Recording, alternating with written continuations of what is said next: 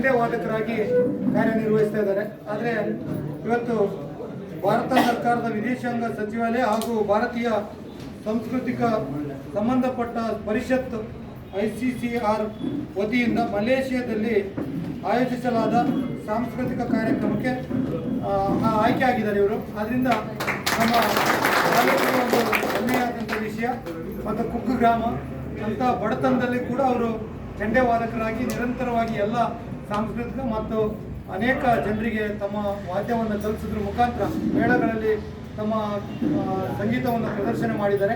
ಹಾಗಾಗಿ ಅವರಿಗೆ ನಮ್ಮ ಮಲೇಷ್ಯಾಕ್ಕೆ 21ನೇ ತಾರೀಕಿಗೆ ಹೋಗ್ತಾ ಇದ್ದಾರೆ. ಅದರಿಂದ ನಾವೆಲ್ಲರೂ ಸೇರಿ ಅವರನ್ನು ಅಭಿನಂದಿಸಿ ಒಂದು ಸಾಲ ಹಾಕಿ ಸನ್ಮಾನ ಮಾಡಿ ಅವರನ್ನು ಕಳಿಸ್ಕೊಡ್ತೀವಿ. ಅವರಿಗೆ ಒಳ್ಳೆಯದಾಗಲಿ, ಮತ್ತೆ ಹೆಚ್ಚಿನ ಶಕ್ತಿ ಸಿಗಲಿ ಅಂತೇಳಿ ಶುಭ ಕೋರ್ತೀವಿ ತಮ್ಮೆಲ್ಲರ ಪರವಾಗಿ.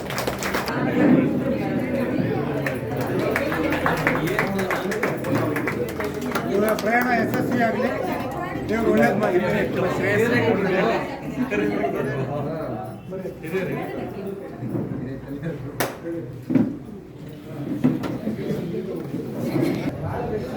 ಹೇಳಿ ಅಧ್ಯಕ್ಷ, ಸ್ವಾಗತ ಮಾಡಿ.